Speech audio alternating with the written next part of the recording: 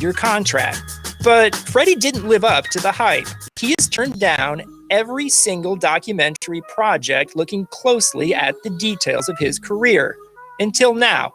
People are going to look at everything you did because of the hype surrounding your arrival and what they think you can be. I'm Grant Wall, and this is American Prodigy, Freddie Adu, from Blue Wire Podcasts.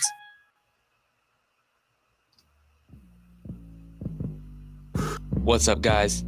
This is the Uncontested podcast, covering the Oklahoma City Thunder. This podcast is ran by Jacob, Nick, Justin, Tayler, and Kamiar. Listen to future episodes on your favorite podcast streaming service like iTunes or Spotify. And don't forget to leave a 5-star rating. This is Ludor. You're listening to the Uncontested. What is up? Welcome to the Uncontested podcast. We are part of the Blue Wire Podcast Network and the official podcast of BoomtownHoops.com. I'm your host, Jacob Niffen. We've got almost a whole squad here today. Taylor Peterson's along with me. It's a rough first half for the Chiefs, but it's okay. We're going to pull it off, and you guys get to witness my live reactions on the live pod. I'm ready. We've got Justin Peabody. Hello, everybody. Kamiar Marabian is along for the ride. I'm always along for the ride. I'm a ride or die, homie. We drop shop and put up shop. I don't know. I forgot the word. So close. Did you guys know? Did you guys know that DMX is a preacher in like New Mexico or Arizona? I'm gonna go to that church. Dude, I would. You told us that a couple days I would ago. go to the church of DMX blown. so quickly. Yeah, like I haven't been to a church in like 2 years, but I'm gonna go with that one. Can you imagine that man singing praise and worship music? Praise the Lord. I bet his around praise. Do you think he wears those Michael Cage suits that are way too big for his body, or do you think they're really fitted? Like, no, I bet it's oversized. He was a '90s rapper. He's going oversized. Yeah. What a the Rough Riders anthem was very good back in the day. A classic. I remember that music video. So good. What a good music video. People on motorcycles. Back in the MTV days. Yeah. Oh yeah, back on TRL, baby. Oh my gosh, who was his name? Carson Daly. We're Carson Daly, man. Before he got fat. TRL, yeah. Before he got fat. I remember when NSYNC was like number 1 on TRL for months at a time. That was. Did you guys see the video with all the NBA rookies where they were quizzed about the 90s? No. Oh yeah. Made me feel the old. I can imagine. Nobody could name Justin Timberlake. They could name Justin Timberlake, but nobody could name NSYNC. Oh my goodness. And like they showed them like floppy disks. That makes me feel old. Pagers and like all this stuff, and they were like, I have no idea. It was awful. Weird. Man, we've come a long way since Jinkos. That's all I gotta say. Yeah, no kidding. You can still buy Jinko. Yeah, you can. Can you? I saw a comment on the picture of Poku's fit that I posted and said those jorts would be Jinkos on a normal sized person. That's good. Hey, another picture surfaced of Poku. Apparently the fanny pack is a thing, man. It is. I like it. It's Air Jordan 1. Yeah, pretty the fanny packs are popular these days, but I'm already getting bad vibes about this guy. Like, it totally feels like OKC just drafted another soccer player, and now we have a ton of like Eastern European soccer players on this team. Hey, man, soccer players can work out. Steve Nash, Kobe. That's different. Come on. God bless Poku's family, but their live stream video of them during the draft looked like they were straight up out of the Eastern European bloc under Soviet control. That looked like a straight out of a Borat movie. That's straight out of a Borat movie, 100%. It looked like Borat. That's so true. All those suits. His family looks like they're under like German occupation right now. Yeah, Eastern Europe will be Russia. Yeah, used to Soviet bloc. Yeah, gosh. So yeah, it was He looks very accurate in 2K though. I checked it out today. Really? Yeah, like it looks pretty spot on. They don't have a real picture of him either. It's just like just long and lanky and that's all long, lanky, and super Eastern European. Yes, spot on. I'm into it, man. Well, guys, let's dive right into it. I think the busiest week in OKC Thunder history. God bless. Wild. I'm pretty sure. Yeah. Man, Friday night, like when Justin, Jacob, and I jumped on a pod at like 1:30. That was felt like PG night. Man, we potted Sunday night. I did an emergency Chris Paul pod Monday afternoon. Yep. We got Tuesday off. Wednesday was draft, so you jumped on the radio. Wednesday, I did a radio hit. I did a Periscope hit for the Al Horford trade. Then we did the 3.5 hour stream. Thursday I recorded with Keith Smith. Oh, yeah, for agency pod. Friday was Steve I guess Adams. technically not Friday. I guess it was Saturday morning at 1:30. We did the emergency Steven Adams pod. It's been a week. Mm-hmm. It's been a week. I had taken a nap on Friday. Shocking. And it was the James Johnson trade that came before. And then I had fallen asleep and I woke up and like Amanda said, "Hey, there's been OKC traded somebody." I was like, "Dude, I know James Johnson. They traded. I'm aware. Like I would know." No. And then I looked on Twitter and I was like, "What? I got the wrong. They traded another guy." Can't sleep. Oh, then all just climax today with the huge blockbuster trade. I love late climaxes. Afternoon today. With Jalen LeCue and TJ Leaf back in OKC, baby. In the second rounder. We went from being one of the sexiest teams in the league to having TJ freaking Leaf.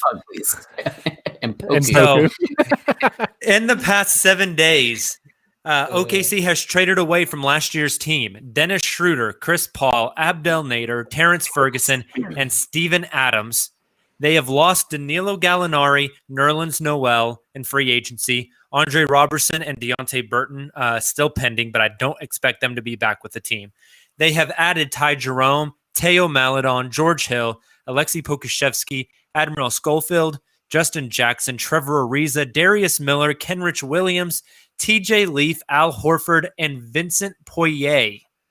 Plus the two ways.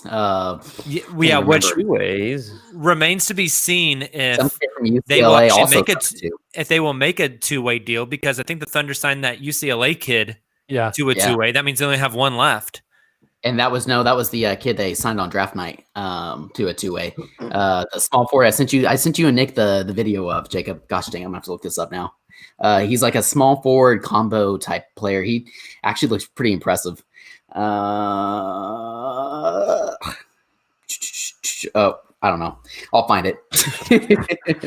Man, come on. Well, while you're trying to find it, I will also Josh Hall. Josh Hall. There you go. He committed to somewhere. Basically, he decided to do like an extra year of prep school, and then went straight into the draft as and was undrafted.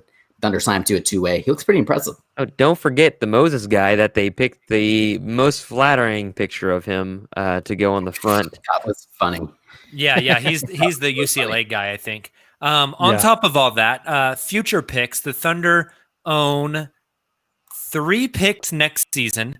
Their own Miami's, and they have a right to swap with Houston for either of those. So they'll get 2 of those 3 picks, and the Warriors protected pick 1 through 20. Or sorry, not 1 through 20. It's protected 1 through 20. So the Thunder get if it falls 21 through 30. In 2022, they have their own first-round pick, a Clippers first-round pick, and a Phoenix first-round pick if it falls between 13 and 30. 2023, I'm not going to list all these picks because it's just too goddamn many. And we'll be here. The rest of the pod is just going to be me reading picks. And so it's a lot. It's a whole lot. My question for you guys, though, is just general thoughts on this week and the massive turnover this team has endured. I think that this is what we expected last year. And I think that delaying it a year made it feel that much crazier in a way. I think a lot of that has to do with the compressed time frame. Like the fact that this has to happen so quickly, I think made it feel a lot more breakneck than normal. But I think really we were maybe almost seduced a little bit by last offseason, where it was like, okay, we're going to tank. We went into the season with a pretty decent roster as it turned out. But like even the beginning of the season where it felt like, okay, this is tanking. Like they stink, they're competitive, but they're going to lose a lot of games. No. This is tanking. This week, this is tanking. And it was just, it's such a contrast to last offseason that I think it made it a little bit jarring to where, I mean, pick a Thunder fan off the street in Oklahoma City right now. How many players could they name? That's Not how many many. players can we name? Yeah, no right. shit. Like I was talking to my mom We got earlier the list. tonight. I don't even know if those half these players, like for example, like you, like I as of before the trade today, I thought he was still going to be on. He was going to start the season with OKC, not Apparently. start for. Did you see that Instagram post where he had He had already made landed it an to OKC? OKC. Yeah, that's rough. Oh, That's rough. that's Like, so wouldn't they Just want to stay give him there a at the heads up? airport. Yeah, tell him like, hey, lay low for a little bit. Like, don't fly here because you're probably not going to be playing basketball. Yeah. Well, I think that shows the reality of this of like Ariza. Ariza, I feel like has probably gotten a call of like, hey, just stay put, bro. But like, Even if we somebody don't like trade you, just LeCue- don't come here. somebody like LeCue, Presti could have had intentions of keeping till he Yep. got a phone call and liked what he heard and said, all right, see ya. And I think Yep. that's just going to be the reality for this team for the next couple of years of like anybody's expendable for the right offer. Definitely. It's so weird because last season, like you said, I was like, oh, this is competitive tanking. They're going to play teams close and we're going to trade all these dudes by the end of like by February. And then they said no. And they had a close one for Gallo, right. And Gallo, they couldn't get Gallo's third year.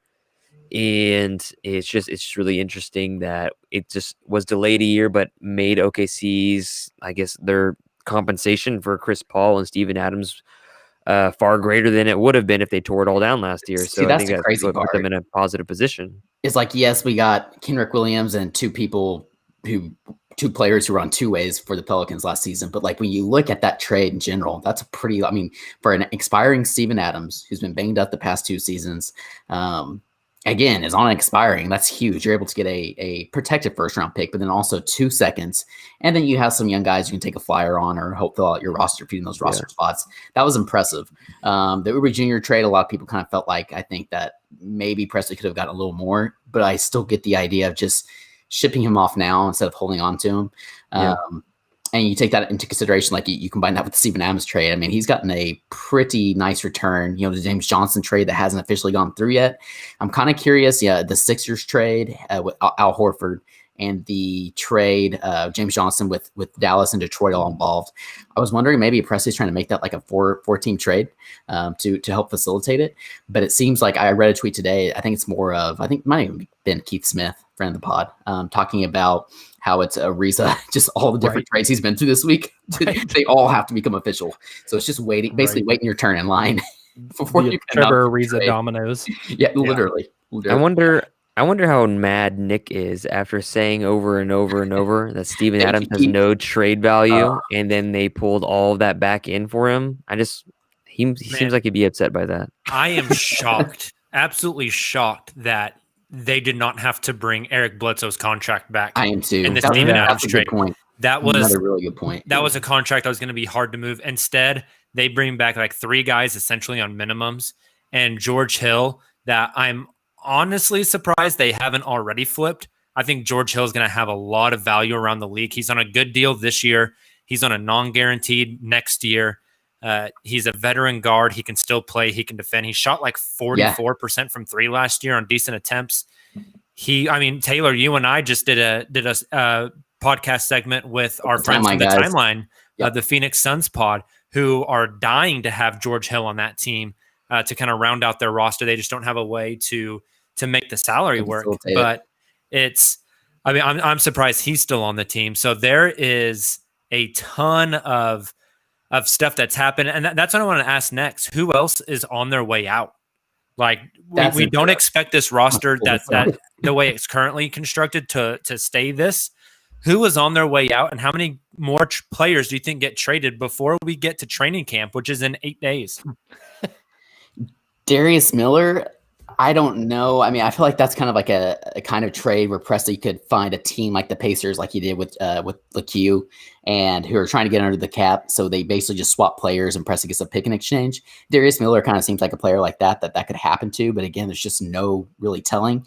You mentioned George Hill, Jacob, and I think he's going to be highly sought after pretty early in the season if he's not flipped before the season starts. Here a month from tomorrow, I believe, or maybe today. So George Hill is probably the most likely of this group. And then Ty Jerome's another, I think a guy that Presti probably wants to keep, considering Ty Jerome's the last player from the Phoenix Sun or from the Chris Paul trade. But you could probably flip him pretty easily as well for the right return. So I think those are all kind of guys right there. This is crazy just looking at this list. I mean, yeah, and you think Jackson. if you're going to flip these guys, you would think that the teams that are going to acquire them probably want them for training camp, since everything's kind of so compressed. True. Which again gives you about a week runway here. Right. It feels weird. Like, we finally got a Thunder trade today. I was like, what the hell? Why haven't we got a Thunder trade yet today? Where's my first round pick at? Right. Y'all got any more of them picks? Getting withdrawals. Oh man, that's wild. It really is. I agree with all those. Sean brings up a good point in our chat. He says you have to hit the salary floor. They will make the salary floor. Yeah. The way that the cap works, some of these trade exceptions that they've collected count towards reaching the salary floor. So they're going to be fine as far as reaching the floor. Yeah. But Justin, sorry, I don't mean to cut you off here real quick. I think they have good. 1, 2, 3, 4. I'm looking at my spreadsheet. 4, 5, 6, 7 expiring contracts on this team right now, which is going to clear about That's $50 crazy. million in That's space wild. next summer. So Also sorry, go ahead, Justin. we interrupted you. Sorry. No, you're good. I was gonna say, what do you guys think about the John Wall rumors? Do you think is there a scenario where Wall ends up in Oklahoma City? Speaking of the salary floor, how many first round picks you tossing in? I mean, yeah, Right. Send really? Russ to Washington, Wall to OKC, Horford plus other salary filler to Houston. yes, And we'll say Washington has to toss in 2 very lightly protected firsts. Yeah, I think that's fair. absolutely done. And then you tell John Wall to not play basketball because you don't want him here. You can't buy that contract out, I don't think. That's just way too much money to buy out. Just let him get his image back up and build back his reputation and then flip him. You could maybe do that this year. Yeah. The Oklahoma City Thunder is like the HGTV home rehab show for aging guards in the NBA. Terrible. All the Chris Terrible. Paul So playing. that's what I was going to mention is next year, they'll have all this cap space. No, OKC's not going to attract free agents, especially this next coming year. But what will happen is I think Presti's going to take on the John Walls and the contracts of those natures. Why not? And then get more assets, young guys, and picks in return. And to just kind of accumulate even more assets, which is wild to think about. Who else is going to take John Wall in the league? Who else is going to take that on? Unless they can work out that deal with Houston, nobody else wants that. Interested. Yep. And so once again, if he's really unhappy and they really want him gone, Presti's going to have some leverage in that conversation, which I think would be interesting. Yep. It's a good point. Also, Trevor Ariza, another guy we haven't mentioned yet. I think he'll be flipped at some point just because he's not the obvious one. Right. He's not the 3-and-D player maybe he was 3 seasons ago, but he still can contribute to, especially for a championship contender. Definitely. There's a lot of work left to be done, guys. So as the roster is constructed right now, we're already saying more trades are coming. But if you looked at this roster right now and had to construct a starting 5, what does it look like? God bless. So let's just knock out the easy ones. You have SGA, you have Shea, Dort, and Shea, Lou, and Baze starting. Right. Horford would be starting, right? I've got it. It's Shea, Lou, Justin Jackson, Baze, and Horford. I think you're there. It's either Justin Jackson or maybe even Admiral Schofield. Yeah. Poku. Yeah, I think Poku's going to get back up 4 minutes this year. Start Poku. That's an Start interesting Poku at the 1. So you have think about like SGA at the 1. You have Lou Dort at the 2. Trevor Ariza at the 3. You have. You think he's going to play in OKC? Easily at 4. He said as it stands now. As it stands now. And then you have Horford. That's a pretty good starting 5, especially if those guys continue to take a not in this West. Not in this West. Good point. TBH, hope they get their asses beat. Yeah, they right. will. Hashtag fade for Cade, baby. And we've been talking about this, and I never have brought it up on a podcast. Maybe you guys have. Is that Oklahoma City, like I've said it before, has missed a very great chance to have a slogan for the season if they retained Mo Cheeks as the head coach. You could say, clap these cheeks for Cade. It's such a missed opportunity. Missed opportunity, man. Yeah, a really big missed opportunity. Apparently, Sam Presti doesn't talk with the marketing side of things. Clearly not. Dagnalt's not as easy to work into T-shirts. Yeah, it really isn't. Dagnalt.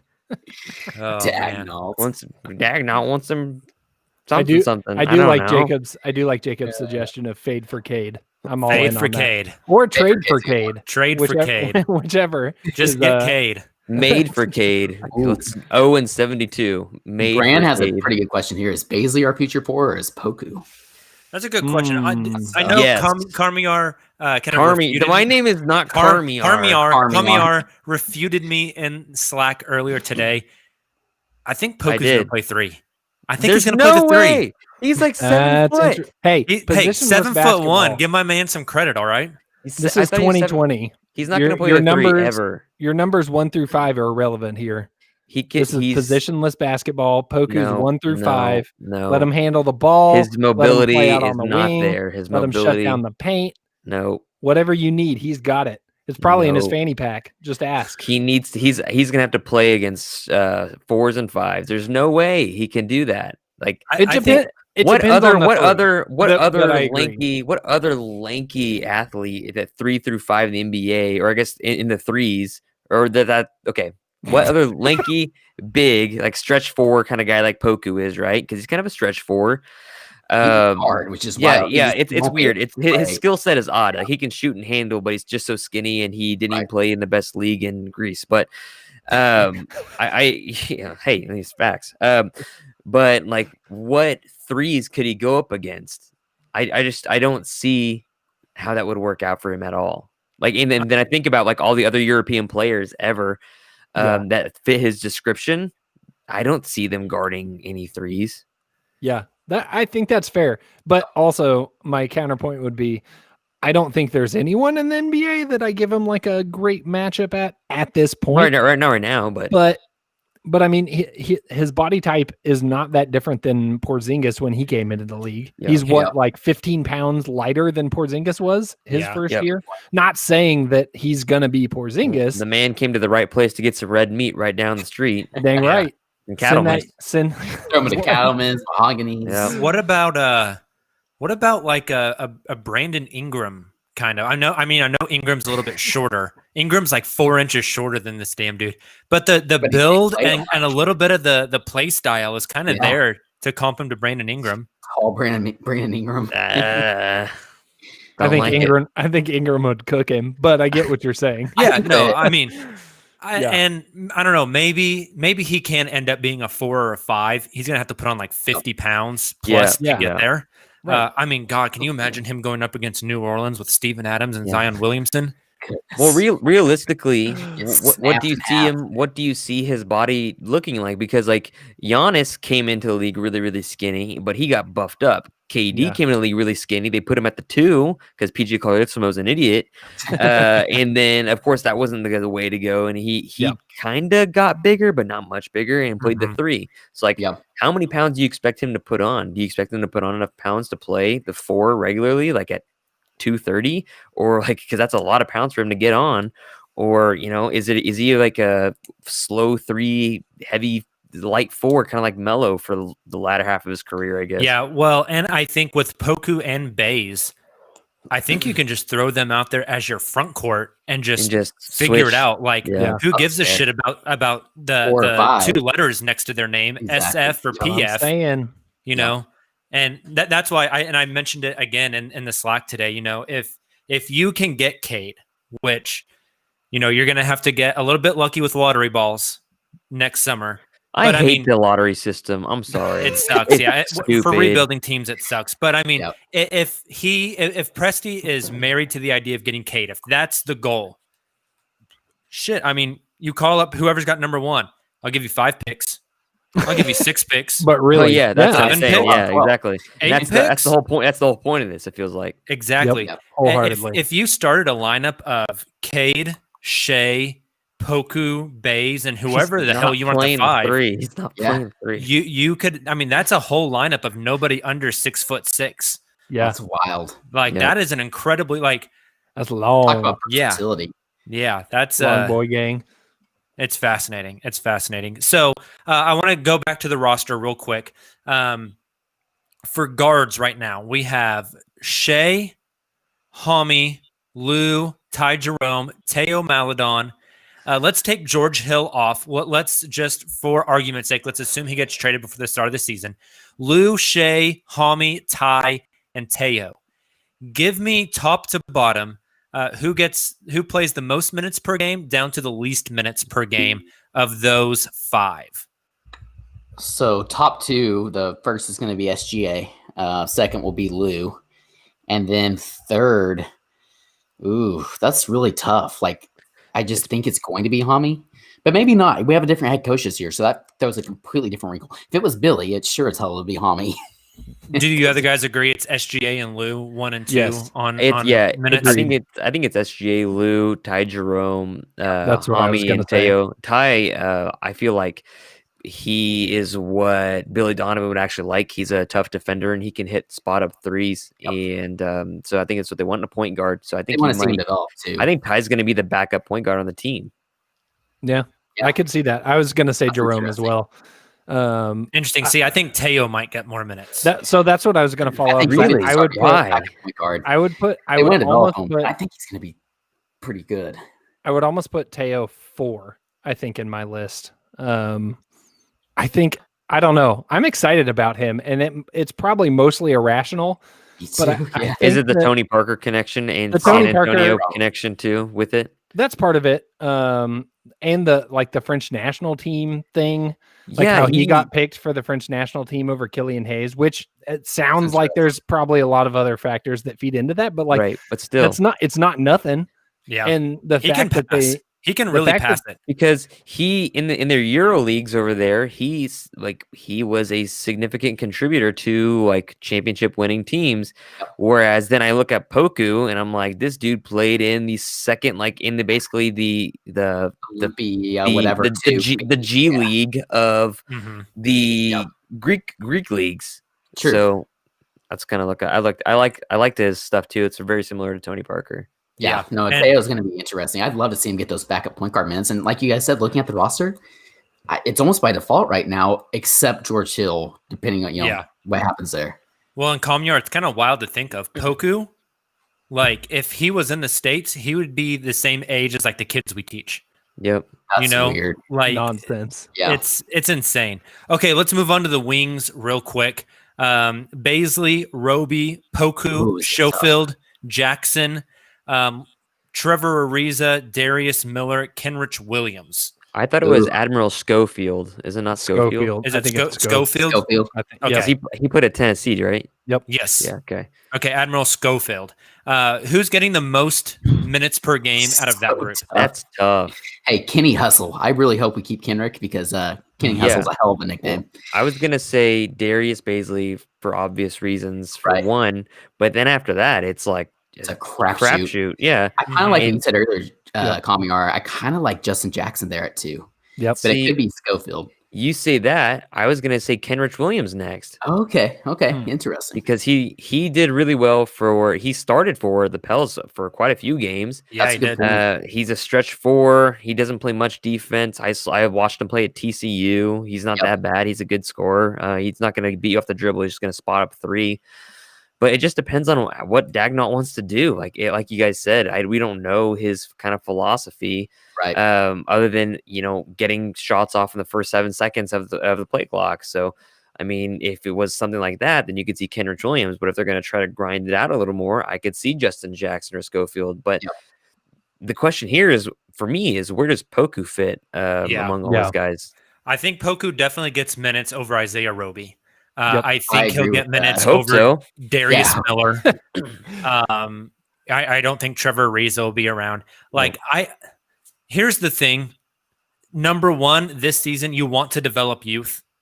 Number 2, you want to be bad. You want to lose games. Yep. I think playing Poku this season kind of helps you achieve both of those goals. That's a good point. That is a good point. The other thing I see here when I'm looking at this list of wings, and obviously at the entire roster as a whole, there's more players on here, and I'll agree that some of them might not come over. Some of them might, two ways, whatever. But there's way too many players on this roster as it stands. That's like 27. You can take those into training camp, right? Or however many into training camp. But you're going to have to cut back down to 15 at some point. Also, we know how much Presti loves. And it could be different this year. Again, big disclaimer there. But Presti typically loves to have a little bit of flexibility in keeping one open roster spot.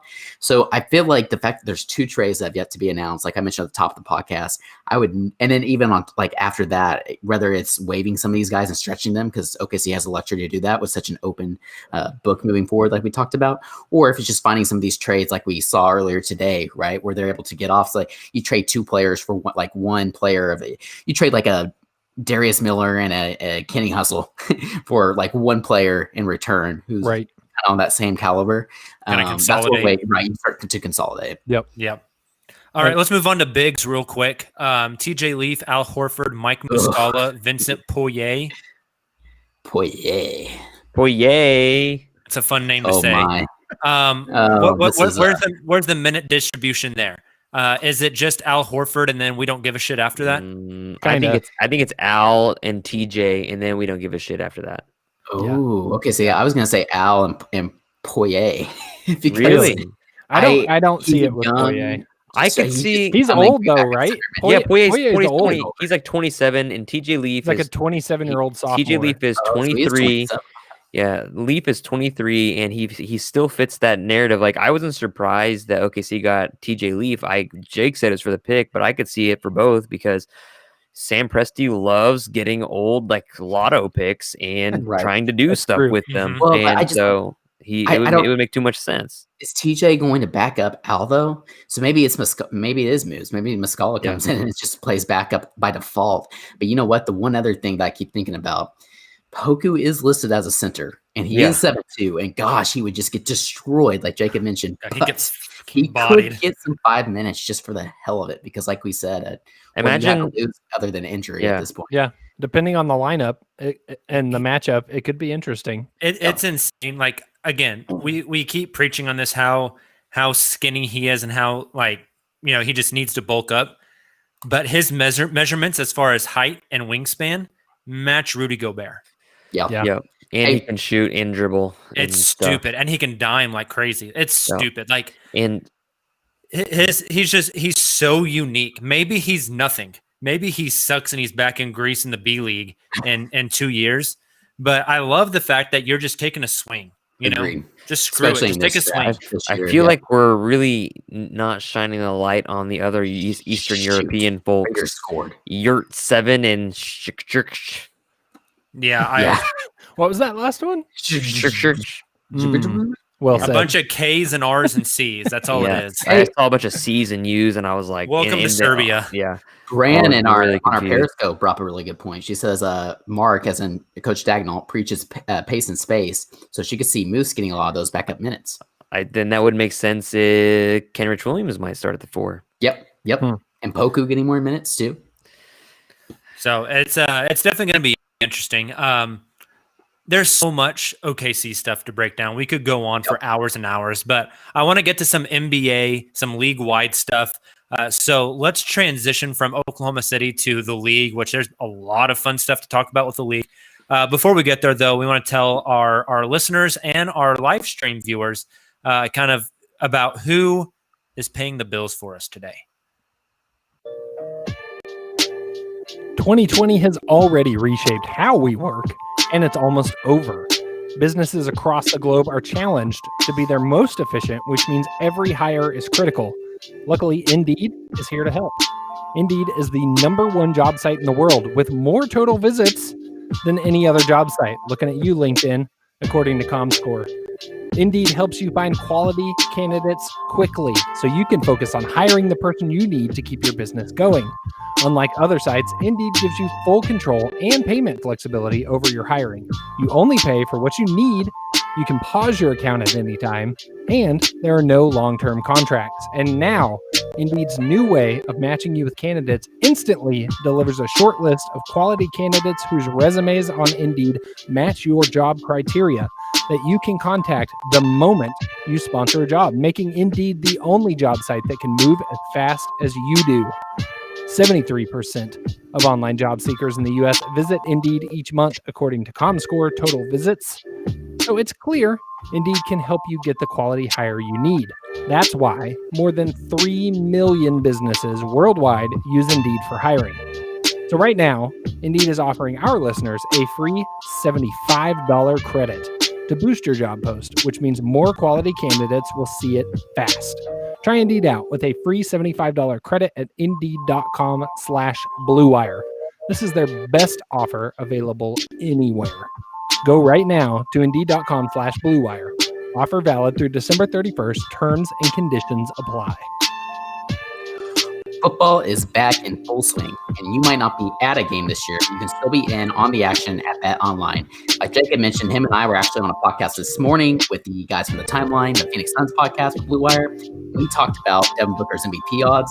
We're going to Bet Online, and we are hammering those odds because they're pretty good. Bet Online is going the extra mile to make sure you can get in on every possible chance to win this season. From game spreads and totals to team, player, and coaching props, Bet Online gives you more options to wager than anywhere else. You can get in on their season opening bonuses today. Start off wagering on wins, division, and championship futures all day, every day. Head to Bet Online today to take advantage of all the great sign-up bonuses. And don't forget to use the promo code BlueWire at betonline.ag. That's BlueWire, all one word.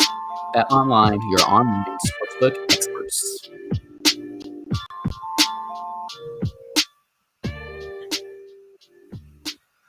All right, gentlemen, we are going to take our weekly trip around the association.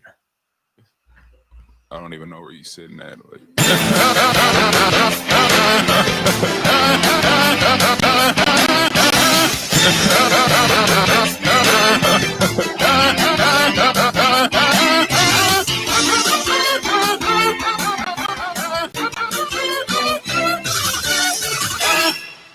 Boom.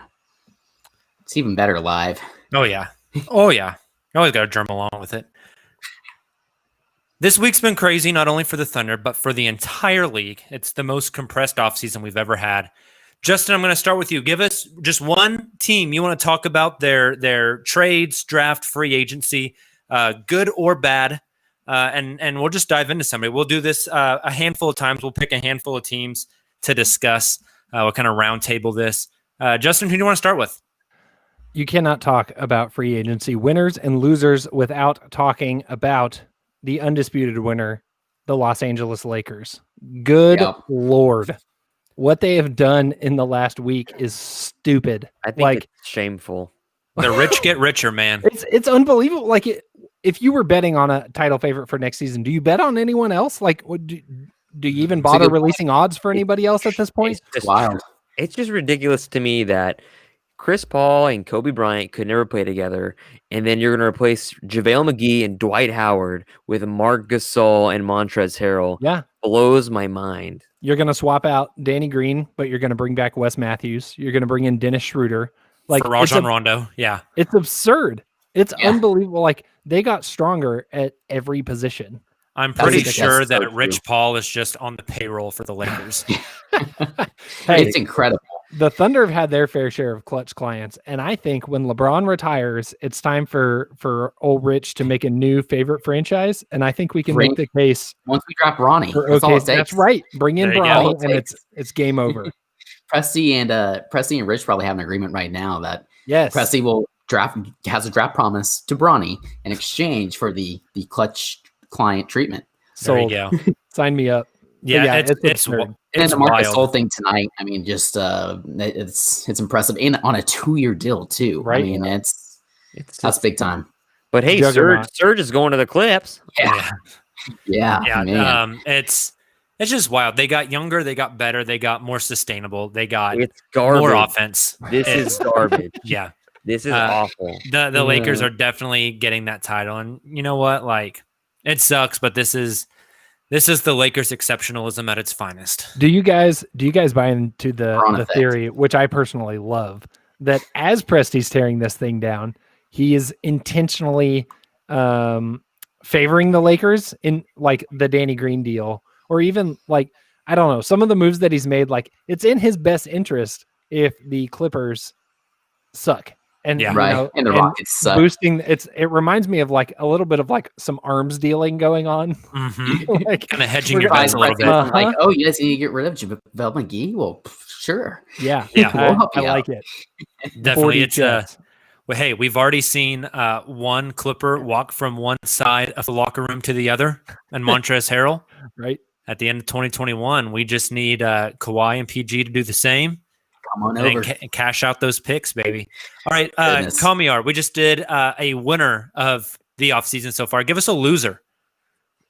Ooh. I mean, we talked about this beforehand, right? It has to be Charlotte. Yeah. You mean What are you're they not doing? in favor of paying Gordon Hayward $30 million a year while paying Nick Batum $9 million a year to not play on your team?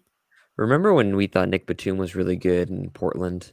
Because He he used was. to be really good. Yeah. Then what happened to him at Charlotte? He had some sort of issue. He went to Charlotte. That's what happened to him in Charlotte. and then they signed Scary Terry and paid him too much money, and he looks like the baby. And It's a baby. they both had He like does. It's kind of they funny. both had similar trajectories, and they're both from Charlotte, and they're both their careers are like this and like that. Mhm. And yeah, gosh, I mean, really, that's what Michael Jordan and his folks have. It's Gordon Hayward.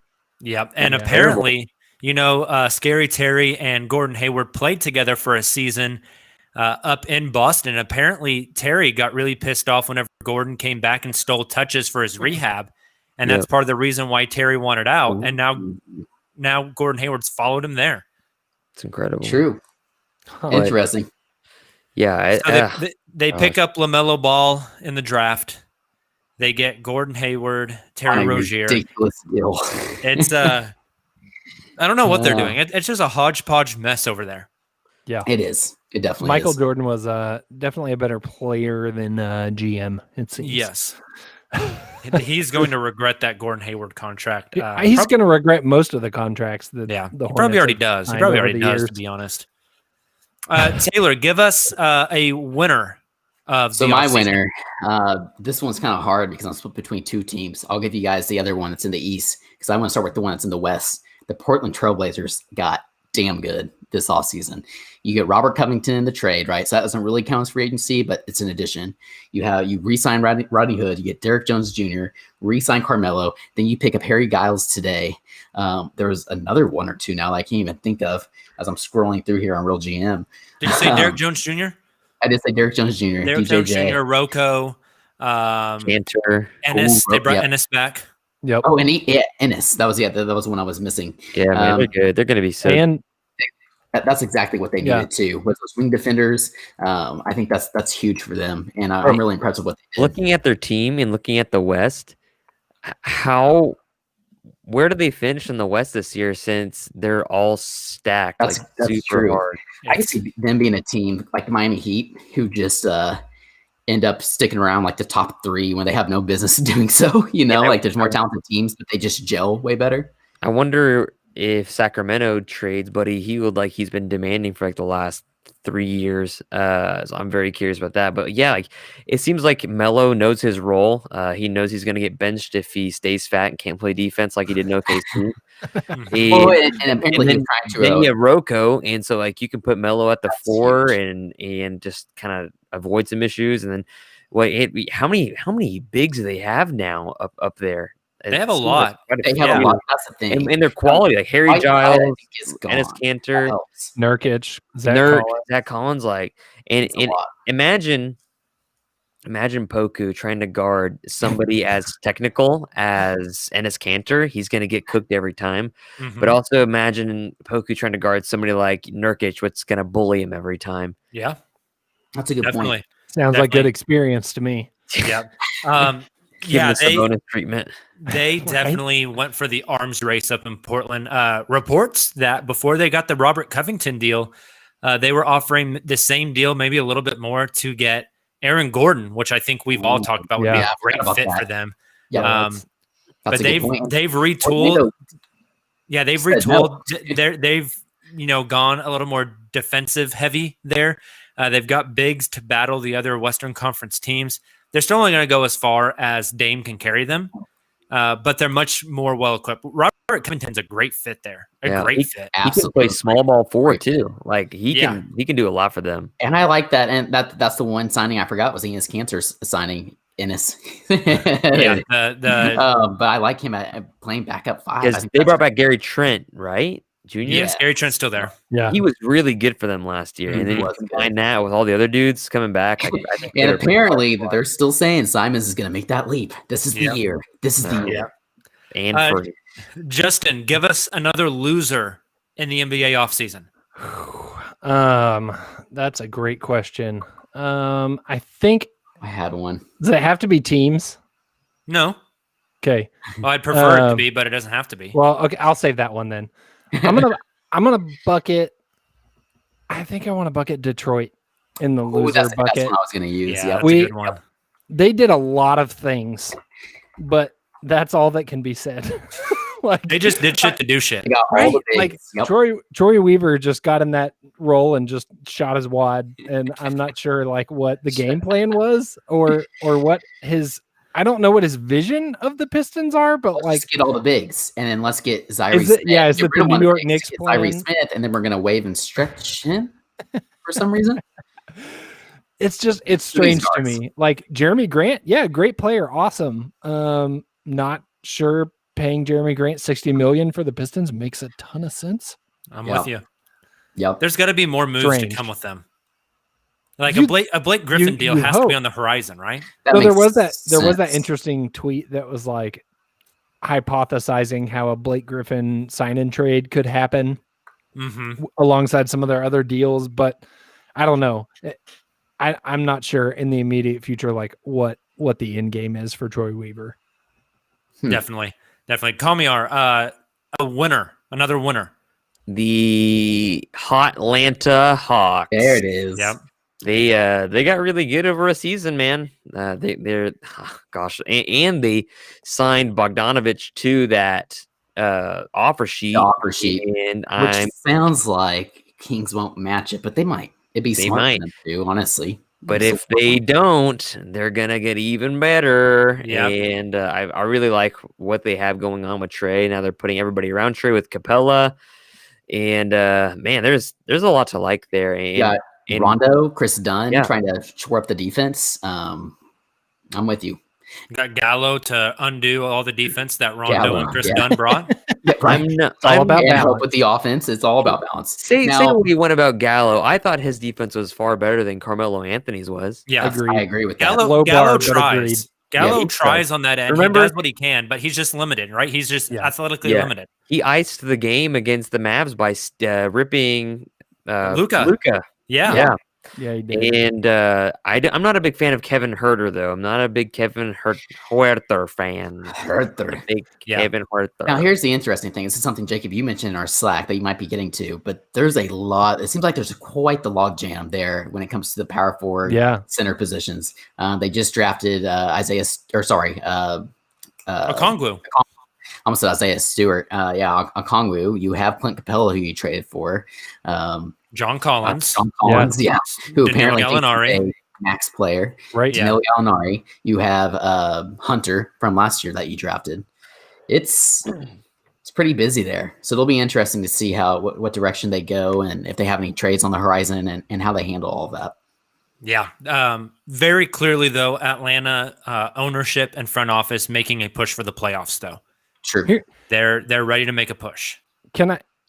Do we think that's premature? Because I feel like it's premature. To push for the playoffs? Yes. This is the same thing that the Philadelphia 76ers did. They were in a rebuild, and then they got impatient and said, spend the cap space, go get players and make a push. And that's the thing is, like, it's easy to grade him as a winner, and I think I agree overall, like, the moves they made, there were good moves, but should they have waited? And this is my fear for Oklahoma City. This is how you get stuck in mediocrity. Yeah. Exactly. And Justin, to refute that, I don't have any worry at all that the Thunder are going to get impatient and switch gears. I think there is such a good relationship between Presti and ownership. They know Presti knows what he's doing, and they're going to let the process unfold. I don't think it's going to be like one of these teams that quote unquote tank and rebuild and then give up after it shortly after. Well, now it could be Thunder Twitter demanding that. Yep. Oh yeah. Like, oh man, when Steven Adams got traded, all hell broke loose. Well, what's intriguing to me, the Facebook goals just were God, that's annoying. beside themselves. Like, it's like it sucks like emotionally, but it's a part of the business. But Right. what really makes me like pause is Sam Presti is from the RC Buford and all the Spurs guys organization. He's a big Spurs guy, and that's why they kind of mirror each other. Except Oklahoma City's a sheer version of San Antonio, and Oklahoma City realized what they had, and then they realized what they soon to be weren't going to have. So they traded everything and did a rebuild. But San Antonio has been like going over this agonizing process of like they should have started rebuilding several years ago, but instead they're dragging this out. So it looks like because OKC has been far better than San Antonio, and now they're starting to rebuild a lot sooner.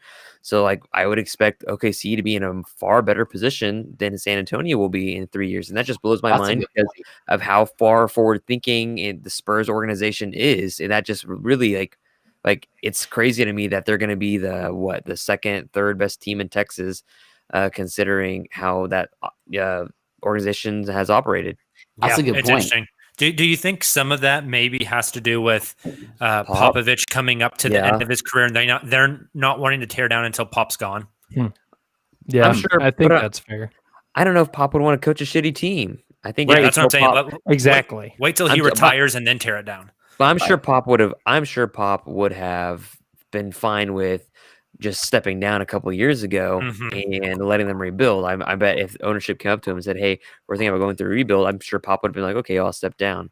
Yeah. Now those are two names, DeMar DeRozan and LaMarcus Aldridge, who had kind of been rumored that they were being shopped around. There were actually some contenders interested, but nothing's happened. DeMar said, "It's always nice to see your name come up in trade rumors about Los Angeles, man. please trade me to Los Angeles." Is it fair to say that the Spurs are one of the losers of this offseason? Yeah. I mean, Bryn Forbes walked. I mean, I know that's not a huge deal. Honestly, they re-signed Jakob Poeltl, which, like Turtle. Whatever, right? Really nothing else going on there. They draft Devin Vassell. Can we put them in a meh category?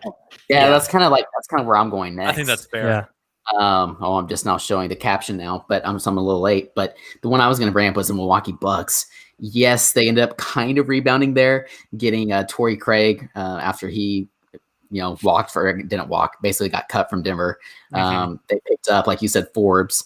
There was somebody else who was Bobby Portis. Yeah, they got Bobby Portis. Good, but that's not quite Bogdanovich. And the fact that it was a front office error, it seems, it's just really, really incompetent, really bad, particularly when you have one of the best players in the entire league, the up and coming face of the league, him and Luka, really, and Giannis, ready to sign that, but you have the Supermax on the table, right, for him to sign, and you're going to go and make a boneheaded, mistake like that. I feel like I put the Bucks in there as losers, even though they did kind of rebound.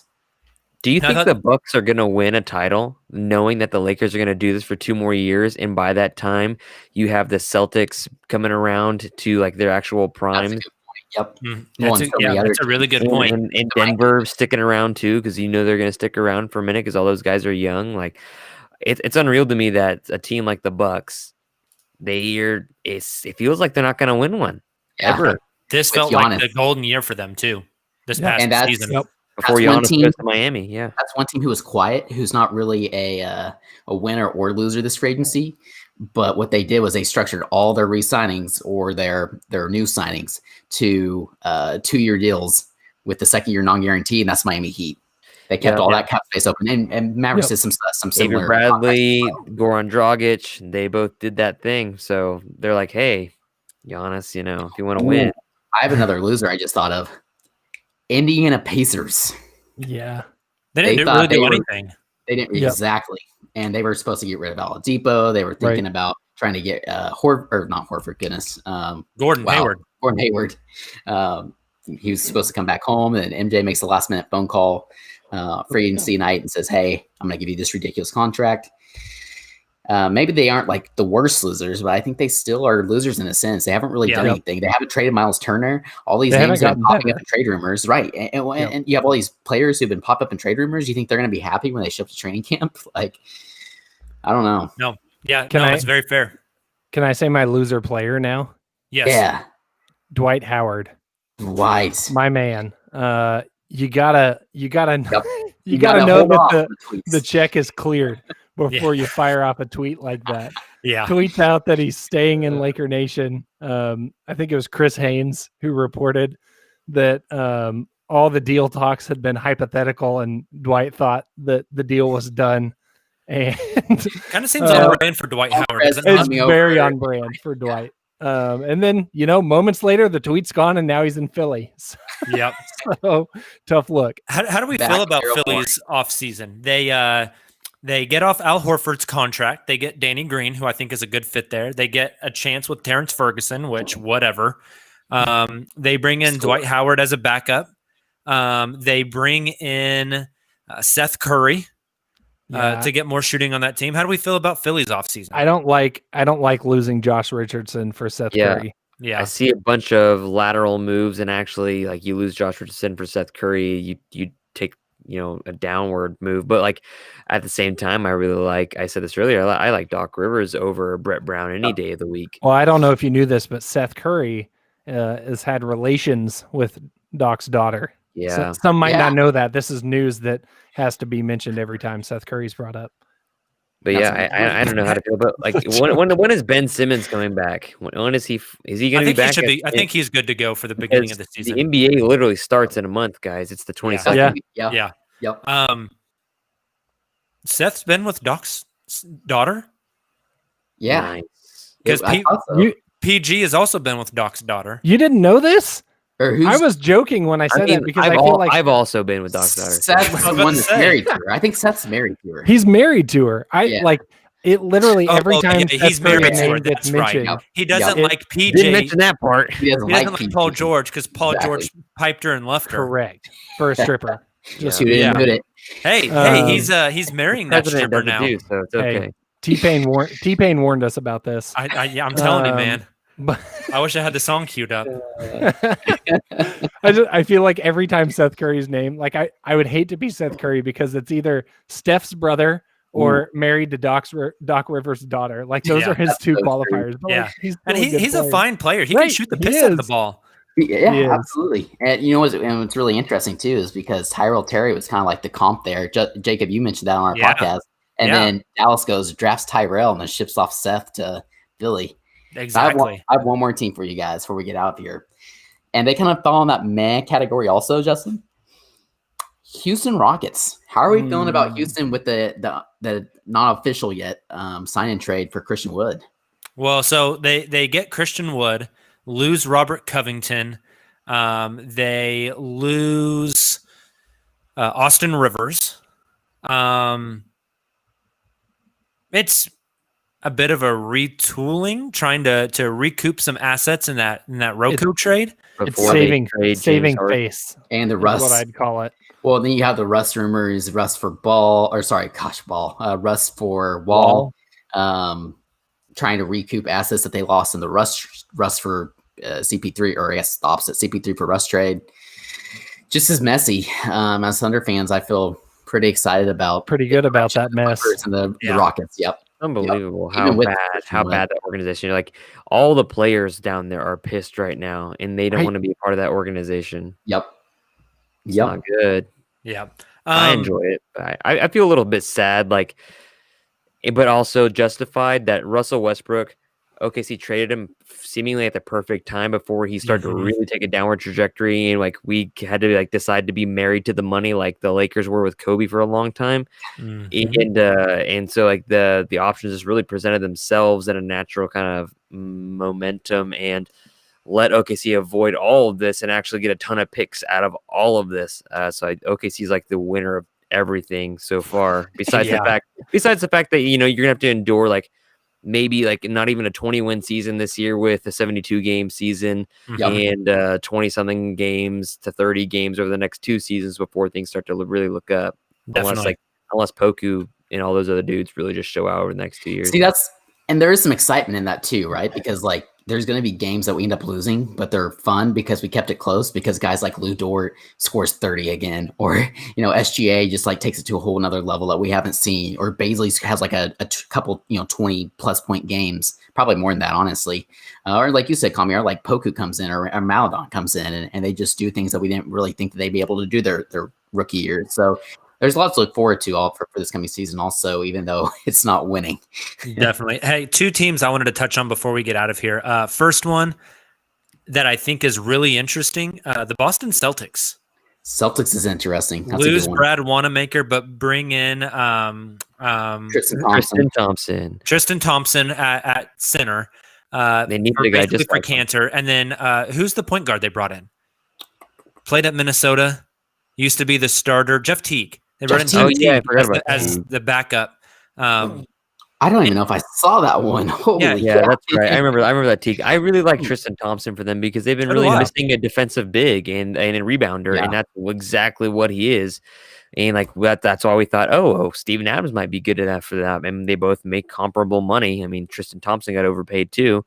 And so I'm really curious to see what happens with the Celtics this year. I think they're going to be really good. Besides, they signed a Jason Tatum, that massive rookie, and that's a rookie win. max. It was expected, but that's a win. It's going to happen every rookie, right? In their original teams. So it's really good week to be a Boston fan, especially that you're missing that defensive big. The only negative against Boston right now. So I think there's other teams in the East maybe who strengthened as well, but not. I mean, Toronto got worse, right? Yeah. Sixers, like you said earlier, Kamiar, maybe they're just kind of like steady where they were, just hoping for better chemistry and a better fit from these guys. He got better. Brooklyn got a lot better just by people getting healthy. The East is going to be fun to watch this year too, it feels like. Yep. Mm-hmm. Yep. My other winner, and maybe this is a little bit of bias leaking in here as well. The Phoenix Suns. Oh, yeah. Adding Chris Paul, adding Jay Crowder. That's going to be a good team. That's going to be a fun team. What's their starting five? It's Chris Paul, Devin Booker. Who's the three for them? Mikal Bridges, and then Crowder, and Ayton. Yep. And then they'll play like Cam Johnson off the bench. They'll play Dario Saric has yet to resign. I forgot about Saric. But they'll bring Dario Saric back to play off the bench. Yep. Their biggest question mark really is probably their backup point guard. They re-signed Javon Carter today. You don't want him running the show, but bringing him back. Stagger Devin Booker and Cameron 3 a lot. I think you're right. And then you have Cameron Payne, who played well. Oh yeah, I forgot about that. Exactly, it's still Cameron Payne. We're forgetting. We were talking to him this morning. They were wanting, like Jacob said, they were wanting George Hill. They have nosedive Nader, guys. That's they do. Let him run back at point guard. What could go wrong? Why is he called nosedive Nader? Because whenever he drives to the basket, he just closes his eyes and just throws some shit up to see what happens. When I think of nosedives, I think of other things. That's interesting. Who knows? Yeah, I think Nader is definitely gonna get some minutes for them. They need some minutes at the wing. So how many teams in the West are gonna try to make the playoffs this year? A lot. 14. Besides the Thunder, who is not trying to make the playoffs. Maybe the Spurs. They're just kind of stuck in, like Kamiar said earlier, kind of stuck in limbo right now. Okay, so 13. But like really though, Kings are going to try and make it. Depending on how, like I said, SGA, Baisley, Dort, some of those guys, how they develop, how long you have Horford, how long you have George Hill. The Thunder could kind of still be competing with like the Kings for like that 10th spot, which is so sad. But I don't think so. It's so sad. Yeah, I think they might be competing with the Kings for the 13th spot. Okay. Yeah, I agree. I thought the Warriors rebounded pretty well from the Clay news as well as they could. Kim Bazemore is kind of fun going back.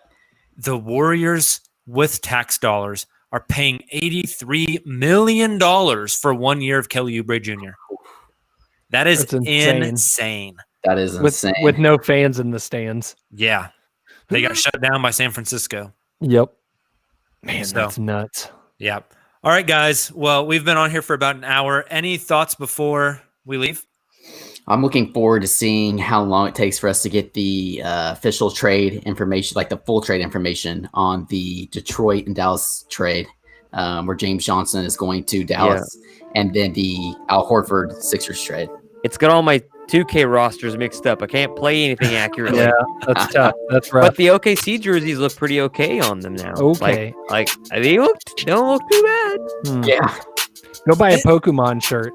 That's my advice. Yeah, there you go. I'm gonna. That's what I'm about Pokemon to do. I'm about to buy my own Pokemon shirt. Do it. I like it. Do it. All right, guys. Well, thank you so much for tuning in. If you're on the live stream, man, we're so happy you joined. We're going to be doing these every Sunday night. So about some time, 9 p.m. Central Time. Come hang out with us. This podcast will be up in podcast form right after we're done recording. You guys have a great week.